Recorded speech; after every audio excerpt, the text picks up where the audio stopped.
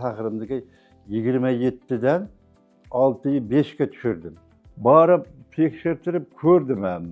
Hiç qanday natija almadım ben doktordan. Uyqun keladi. Janki dinkan quriydi. Oş nima qilib yurolmay, akşamgacha bir nima bo'lib yotasiz. Dinkangiz qurib, endi ovqat yo'q, ovqat yeyman. Mana shu bir parcha non bilan shu kechgacha yurardim-da. Hech böyle yegim ham kelmasdi, ishtaham ham yo'q edi. Ko'p uxlaysiz. Bir gektarda o'zim chopib tashlayman hadi. Hamma kuch-quvvatim ham qaytdi. Assalomu alaykum. Va alaykum assalom. Sahar kasalligiga qachon chalindingiz? Qachon bilib qoldingiz? Shundan boshlasak. Hozir hech qanday bezovta yo'q. Sahar kasalligiga men o'zim Jizzax viloyat Zamin tumani 500 qishloqda o'tiraman. Bundan 2 yil oldin shu mazam qochib, dinkam qurib, uyqu kelib, mana shunday nima bo'lib 2 yil bo'ldi-da endi shu nimaga bilganimga. U yoqqa bordim, doktorga bordim, bormagan yerim qolmadi. Oxirida mana shu Mahmud Aslan nimamizga og'amizga kelib, shu yerdan davo topdim. O'zim 60 daman. Doktorga tekshirgan 27 da chiqdi. Nima qanaqa belgilar bo'lardi o'sha paytda? Endi belgilari uyqun keladi. Janki dinkan quriydi. Osh nima qilib yurolmay, keyin akşamgacha bir nima bo'lib yotasiz. Ko'p uxlaysiz. Dinkangiz qurib, endi ovqat yo'q, ovqat yeyman. Mana shu bir parcha non bilan shu kechgacha yurardim-da. Hech böyle yegim ham kelmasdi, ishtaham ham yo'q edi. Xudoga shukr, mana shu hozir mana 1 kilo oshni yeb qo'yaman hozir. Sahirdan oxiri tekshirganimda 6'yı 5 chiqdi. Diyeta qilmayapsiz hozir? Yo'q, hozir o'sha diyeta ham qilmayapman.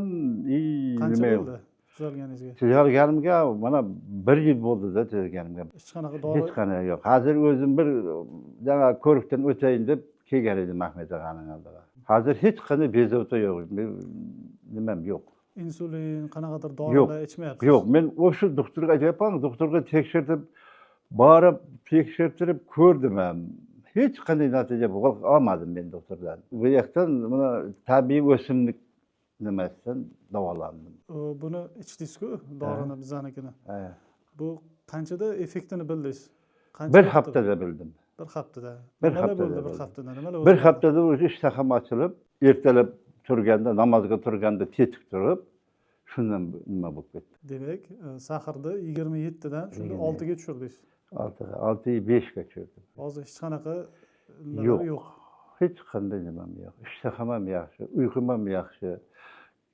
Nima bo'lsa, agar nima qiladigan bo'lsa, 1 gektarda o'zim chopib tashlayman hozir.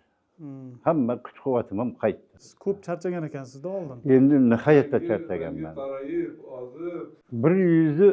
120 kilo kelar. 1 yildan keyin 80 kilo kelib qoldi. Mana hozir Xudoga ming qarsa shukr, yana o'zim masalan 100 dan oshqaza kelam keladi. Me'natim ham yaxshi. Ertalab namozga tetik turaman. Mana shu doridan ichdim. Qancha vaqt ichdingiz buni? 2 oyda o'sha nima bo'ldi menga? 2 oy ichdim buni. Birinchi oy ichib, yanada bir haftadan keyin o'sha bildim bayağı foydasini. Aytayapman, ishtaham ochilib, tetiklashib, bemalol nima qilib yurib, oldin yurolmay ham qoldim, yotib qoldim. Nimaga desangiz, bir kunga ya 1 stakan suv ichardim, ya choy ichardim, mana shu kunim o'tardi. Ishtaham yo'q edi o'sha. Xudoga shukr, hozir mana 1 kilo oshni nima yeb yuraman o'zim. Mana shu darining orqasida, mana shu darini. Shu Mahmud Aslan og'amizga mana shu rahmat, shunchalik nima qilganimizga. Hozir mana o'zimizning nimamiz bor edi, bir yangamiz bor edi. Sahirdan qiynalib yurgan edi. Men aytdim, mana shunday. Yuring olib boraman dedim. Olib keldim hozir. Men savob topdimmi? Chiqib mo'minlar bari savob topsin. Men doktorlarni yomon demayman. Chiqib doktorlardan bir qillar masalan shifo topgandir. Lekin men o'zim topmadim, mana shu nimadan topdim.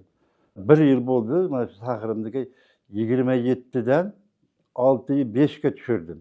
Bundan hozir 1 yildan beri hech qanday dori ham, hech qanday nima ham qabul qilmayman, yaxshiman. Iloji bo'lsa sizlardan shu nimaga taklif qilaman.